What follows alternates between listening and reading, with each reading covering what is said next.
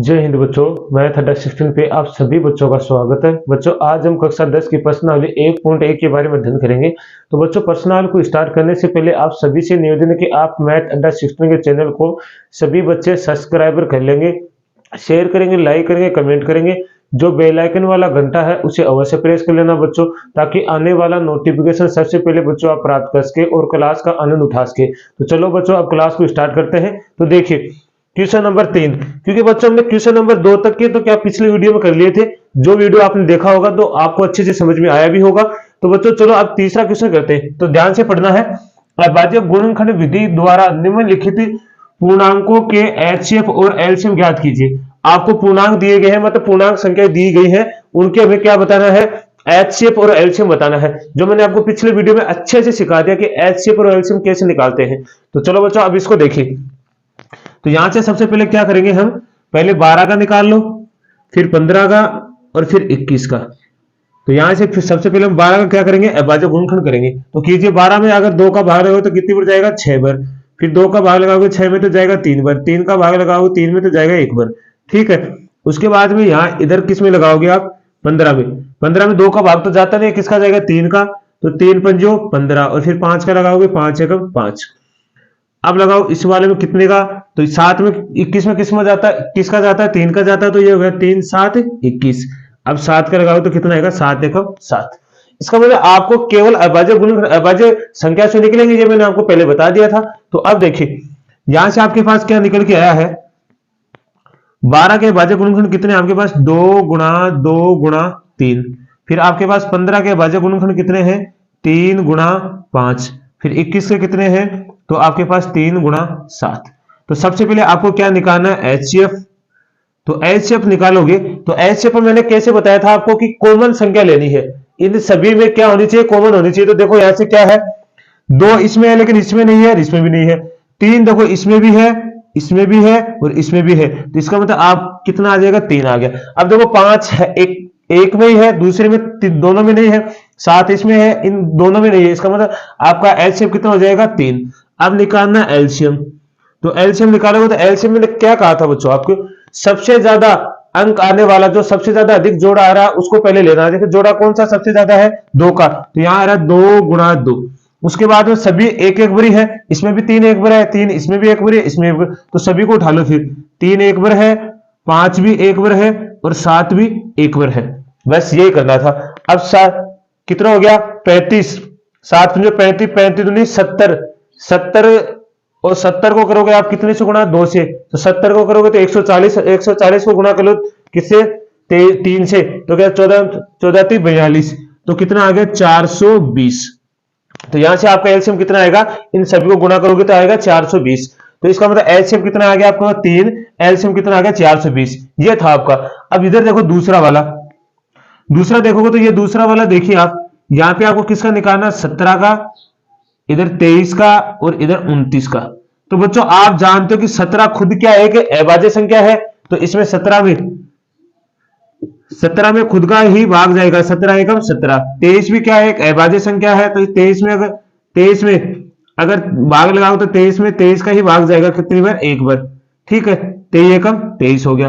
फिर 29 भी क्या है, एक अभाज्य संख्या, 29 में भी खुद का ही भाग जाएगा, 29 एकम 29। तो यहां से आपके पास क्या है, 17 को आप क्या लिख सकते हो, 1 गुणा 17। 23 को आप क्या लिख सकते हो, 1 गुणा 23। 29 को क्या लिख सकते हो आप, 1 गुणा 29। अब यहां से आपके पास एचसीएफ कितना आ जाएगा, देखो एचसीएफ क्या कॉमन दिखाई दे रहा है, सभी में एक एक है। तो आपका एचसीएफ कितना आ जाएगा, 1। पहली बात, अगर अभाज्य संख्याएं होती है ना बच्चों, तो हमेशा उनका एचसीएफ कितना होता है, 1 होता है। तो वैसे भी देखो ये सारे तीनों ही अभाज्य संख्या, इनका एचसीएफ कितना आ गया, 1 आ गया। अब एलसीएम निकालेंगे। एलसीएम निकालेंगे तो क्या करेंगे, 17 गुणा 23 गुणा 29। सभी क्या है, एक एक संख्या ही है। तो ये सभी को इसमें किसमें आ जाएगा, एलसीएम में। आप गुणा कर लो, आप पहले 29 को गुणा कर लो 17 से। तो 9 7 63, 9 7 63 असल की 6, 7 दूनी 14, 14 और 6 कितना होता है, 20। ये हो गया, 1 से करोगे 9 2, तो हो गया 3 9 4। अब किससे गुणा कर लो इसको, 23 से। तो 23 से 3 3 9, 9 3 27 असल की 2, 3 चौक 12, 12 और 2 कितना हो गया, 14। 3 दूनी 6, 9 दूनी 18 असल की 1, 4 दूनी 8, ये कितना हो गया 9, तो ये हो गया 9, ये कितना हो गया 6 6 12 13 असल की 1, 9 और 1 10 13 और 1 10 और 1 कितना हो गया 11, तो ये कितना आ जाएगा आपके पास 11,339। तो ये आपके पास क्या आ गया, इस दूसरे का उत्तर आ गया। तो बिल्कुल ही आसान था, स्क्रीनशॉट लीजिए। फिर इसका तीसरा पार्ट करते हैं।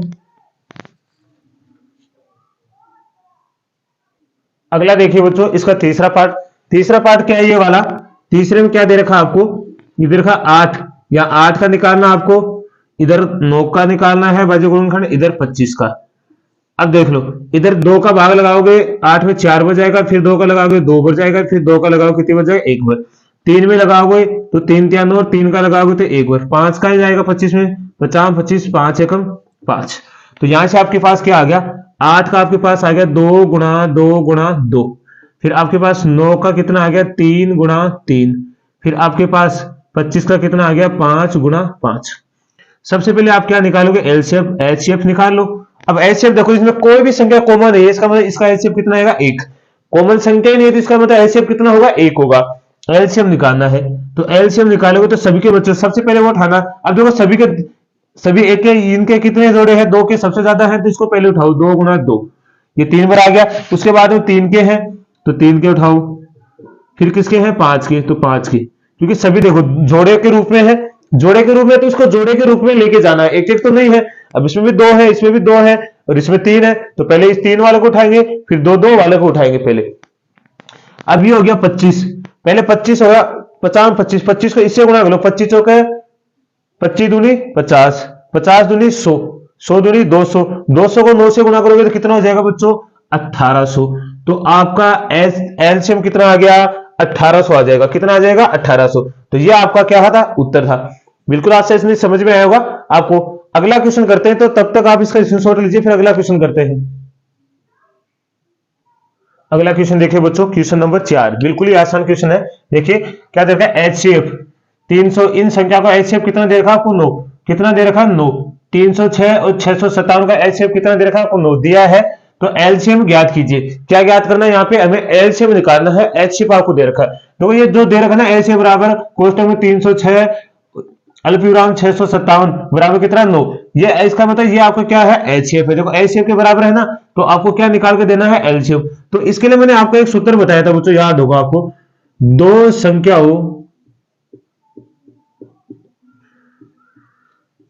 संख्याओं का गुणनफल बराबर एचसीएफ गुणा एलसीएम। अब देख लो वो दो संख्याएं कौन सी हमारी, ये वाली तो है, इन्हीं का तो एचसीएफ कितना 9 है, तो दोनों संख्या को क्या करेंगे गुणनफल, 306 गुणा 657। आपको एचसीएफ दे रखा है यहाँ पे देखो कितना 9, तो आपको निकालना क्या है एलसीएम निकालना है।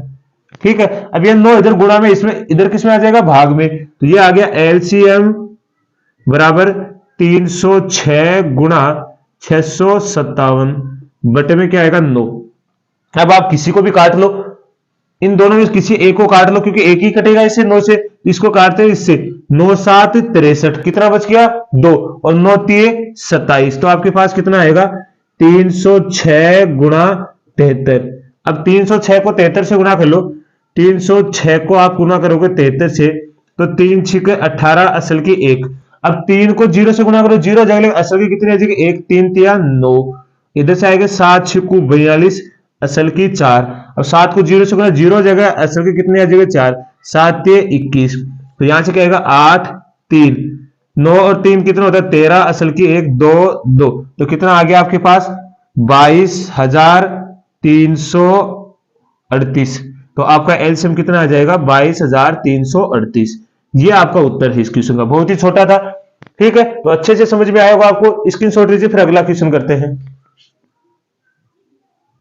अगला क्वेश्चन देखिए बच्चों, क्वेश्चन नंबर 5, क्या लिखा है, जांच कीजिए कि क्या किसी प्राकृत संख्या n के लिए, क्या लिखा है, जांच कीजिए कि क्या किसी प्राकृत संख्या n के लिए संख्या 6 की घात n अंक 0 पर समाप्त हो सकती है। आपको बताना जो 6 की घात n है, क्या वो 0 पे समाप्त हो सकती है, आपको ये बताना है। तो ये मैंने आपको पिछले वीडियो में अच्छे से समझा दिया था कि इसको कैसे लिखना है। तो मैंने आपको एक बात बताई थी कि सबसे पहले जब कोई संख्या 0 पे तभी समाप्त होती है जब वो किसका उसका उभयनिष्ठ गुणनखंड क्या होगा, 2 और 5 के रूप का होगा, तभी उसका किस पे समाप्त हो सकती है, वो 0 पे समाप्त हो सकती है। तो हम लिखेंगे, क्या लिखेंगे, हम जानते हैं, हमें जानते हैं कि कोई संख्या शून्य पर समाप्त हो सकती, शून्य पर समाप्त हो सकती है यदि उसके उभयनिष्ठ उभयनिष्ठ गुणनखंड 2 और 5 के रूप में हो। ठीक है, अगर इस रूप में अगर उसके उभयनिष्ठ गुणनखंड है 2 और 5 के रूप में, तो वो संख्या किस पे समाप्त हो सकती है, 0 पे समाप्त हो सकती है। अतः आप क्या लिख सकते हो कि 6 की घात n, इसको कैसे लिख सकते हो आप, क्या इसको ऐसे लिख सकते हो 3 गुणा 2 की घात n, लिख सकते हो, बिल्कुल लिख सकते हो। फिर इसको ऐसे भी लिख सकते हो 3 की घात n गुणा 2 की घात n। अब मेरे को एक बात बताइए बच्चों, यहां हमें अभाज्य उभयनिष्ठ गुणनखंड 2 तो मिल गया, लेकिन क्या नहीं मिला, हमें 5 नहीं मिला। अब 5 नहीं मिला तो क्या संख्या 0 पे समाप्त हो सकती है, बिल्कुल नहीं हो सकती। तो आप लिखोगे अतः अतः 6 की घात n शून्य पर समाप्त नहीं हो सकती,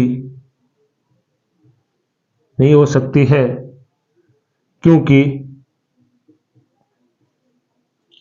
इसका इसका उभयनिष्ठ उभयनिष्ठ गुणनखंड 2 है लेकिन 5 नहीं है। बस ये उत्तर देना है, बिल्कुल ही आसान है। बस ये भाषा है, बस थोड़ी हिंदी भाषा आपको थोड़ी सी याद रखनी है कि हिंदी के रूप में, बाकी ये तो शॉर्ट है, इतना सा है, ये तो आप आसानी से कर दोगे। बस ये आपको ध्यान रखना कि कब क्या लिखना है। ठीक है, तो बिल्कुल आसान क्वेश्चन है, जो मैंने आपको पिछले वीडियो में भी ये उदाहरण बता दिया है। स्क्रीनशॉट लीजिए, फिर अगला क्वेश्चन करते हैं। अगला क्वेश्चन देखिए बच्चों, क्वेश्चन नंबर 6 क्या लिखा है, व्याख्या कीजिए कि 7 गुणा 11 गुणा 13 प्लस 13 गुणा गुणा 13 प्लस प्लस 13 और 7 गुणा 6 गुणा 5 गुणा 4 गुणा 3 गुणा 2 गुणा 1 प्लस 5 भाज्य संख्याएं क्यों है। आपको बताना कि जो दी गई संख्या है ना, वो भाज्य संख्या क्यों है। तो मैंने आपको एक बात और सिखाया था कि भाज्य संख्या होती क्या है, वे संख्याएं जिनका 2 या 2 से अधिक उभयनिष्ठ गुणनखंड किया जा सकता है, वो क्या कहलाती है, हमारी भाज्य संख्या कहलाती है। तो सबसे पहले हम जांच करेंगे कि क्या इनके 2 से अधिक गुणनखंड है। तो पहले लिखोगे आप 1 नंबर दे दो इसे, क्या लिखोगे 7 गुणा 11 गुणा 13 प्लस 13।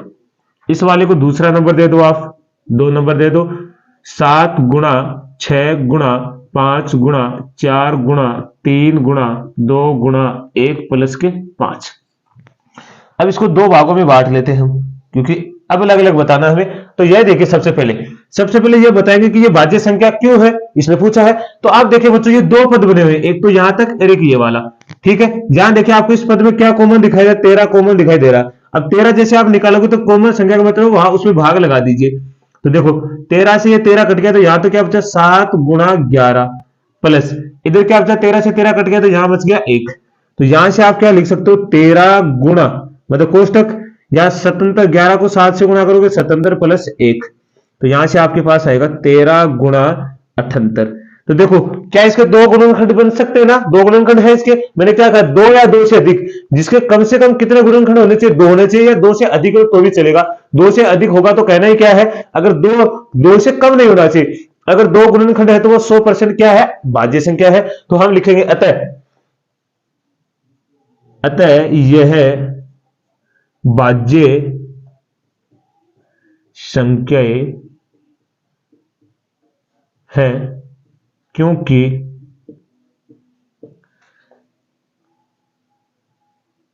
क्योंकि इनके दो अभाज्य गुणनखंड है।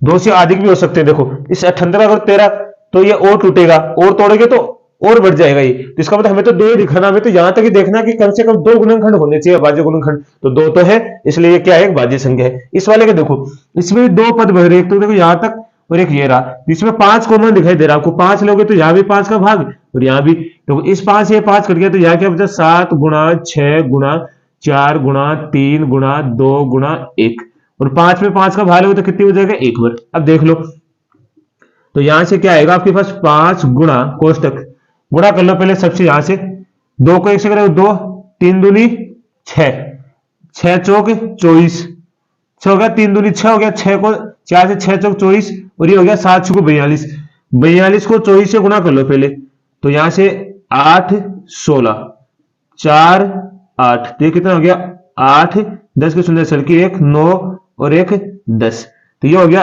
1008 प्लस का 1, तो यहां से कितना आएगा, 5 गुणा 1009। इसके भी दो गुणनखंड हो गए, तो आप लिख सकते हो, अतः यह संख्याएं भाज्य संख्याएं है, क्योंकि इनके दो अभाज्य गुणनखंड है। ठीक है, ये बताना था हमें, बिल्कुल आसान है, बस आपको इसका गुणनखंड करके बताना कि ये क्या, इसके दो या दो से अधिक गुणनखंड है, तो दो तो है ही, अतः हम कह सकते हैं क्या है, एक भाज्य संख्या है। तो स्क्रीनशॉट ले लीजिए, फिर अगला क्वेश्चन करते हैं। इस प्रश्नावली का अंतिम क्वेश्चन है। चलो बच्चों अगला क्वेश्चन देखिए, क्वेश्चन नंबर 7। क्वेश्चन नंबर 7 क्या है, वो क्वेश्चन बहुत बड़ा है लेकिन उत्तर बहुत ही छोटा है इसका, वैसे आपको समझने की आवश्यकता है। ध्यान से देखिए, किसी खेल के मैदान के चारों ओर एक वर्ताकार पथ है। इस मैदान का एक चक्कर लगाने में सोनिया को 18 मिनट लगते हैं, जबकि इसी मैदान का एक चक्कर लगाने में रवि को 12 मिनट लगते हैं। मान लीजिए वे दोनों एक ही स्थान और एक ही समय पर चलना प्रारंभ कर एक ही दिशा में चलते हैं। कितने समय बाद वह पुनः प्रारंभ स्थान पर मिलेंगे। देखो इधर इस वाली भाषा को समझना आप, कितने समय बाद वह प्रारंभ, इसका कितने समय बाद, इसका मतलब होता है कि भाई बताओ कम से कम कितना टाइम लगेगा, कम से कम कितना वक्त लगेगा, मतलब कितना समय लगेगा उन्हें। इसका मतलब आपको क्या निकालना पड़ेगा, यहाँ एलसीएम निकालना पड़ेगा बच्चों। मैंने आपको समझाया था कि कम से कम आएगा ना, मतलब कितने समय बाद में मिलेगा, कितनी देर में वो पहुंच जाएगा, इसका मतलब आपको क्या निकालना है, एलसीएम निकालना। वो भी एलसीएम दो संख्या। अब आपको पूछेगा जो भी दौड़ होगी या कोई मेरे कहीं जाना है या कहीं जा रहे हैं, मान लो किसी स्कूल में जा रहे, तो दो बच्चों के बीच में तो हम बताएंगे कि भाई आप दोनों को कितना टाइम लगेगा, या आप दोनों को कितना टाइम लगेगा रेस लगने में, इतना। तो उस वक्त क्या निकालना पड़ेगा, हमें एलसीएम निकालना पड़ेगा, तभी तो हम बता सकते हैं भाई कम से कम कितना टाइम लगेगा। तो आपको याद रखना है उसका क्या निकालना पड़ेगा, हमें एलसीएम निकालना पड़ेगा। देखो अब इसने क्या कह रखा है कि सोनिया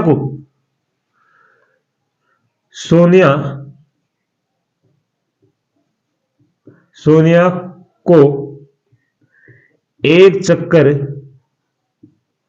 चक्कर में लगा समय कितना है बच्चों, 18 मिनट। 18 मिनट है। और ऐसे ही रवि को, मैं यहां लगाता हूं, रवि को एक चक्कर में, या रवि को एक चक्कर में, या में आएगा, में लगा समय कितना लगता है रवि को, तो रवि कहां गया, इसको लगते हैं 12 मिनट। कितना लगते हैं, 12 मिनट। क्या लगते हैं, 12 मिनट। तो जब इन दोनों को, सोनिया को लग रहे 18 मिनट, रवि को लग रहे 12 मिनट, तो इनका क्या निकालेंगे, एलसीएम निकालेंगे। तो लिखेंगे एलसीएम, फिर लिखोगे 12 और 18, तो बराबर देख लो कितना आएगा। तो यहां से आप देखो एलसीएम निकालो, इधर दोनों का एक साथ निकाल लो, ये भी मैंने आपको सिखाया ना, दोनों का एक साथ। तो ये हो गया 12 और ये हो गया 18, 2 का भाग लगाओ कितनी बार जाएगा, 6 बार, इसमें जाएगा 9 बार। अब 2 का लगाओगे तो इसमें जाएगा 3 बार, इसमें ये तो 9 का ऐसा कैसा, इसमें लगाओ 3 का, 3 एकम 3 और 3 तिया 9, फिर 3 का लगाओगे 1 1, तो यहां से आपके पास कितना आ गया, देखो 3 तिया 9 आपके पास आएगा, जैसे मान लो 2 गुणा 2 गुणा 3 गुणा 3, तो 3 तिया 9, 9 दूनी 18, 18 दूनी 36, 36 मिनट कितना लगेगा, उन्हें टोटल समय कितना लगेगा 36 मिनट। बाद में क्या करेंगे, वो पुनः प्रारंभिक स्थान पर क्या जाएंगे, मिल जाएंगे। तो आपको क्या लिखेंगे, तो अतः 36 मिनट बाद वह प्रारंभिक स्थान पर मिलेंगे। बस ये उत्तर था। अब देखो उत्तर कितना छोटा है, क्वेश्चन कितना बड़ा है, बस ये मत समझ अगर क्वेश्चन बड़ा है तो आपका उत्तर भी बड़ा आएगा, बिल्कुल ही छोटा क्वेश्चन, बड़े क्वेश्चन का उत्तर हमेशा छोटा आता है। ठीक है, तो बिल्कुल आसान, आपको अच्छे से समझ में आएगा। फिर भी अगर कोई दिक्कत आए तो आप कमेंट के माध्यम से बताना। तो आज हमारे बच्चों ये 1.1 की पर्सनली पूरी हो गई है, जो सभी को अच्छे से समझ में आई होगी। और अगर फिर भी आता कमेंट के माध्यम से बताना। तो आज के लिए हम इतना ही करेंगे। तो सभी को मैथ अड्डा सिस्टम की तरफ से धन्यवाद।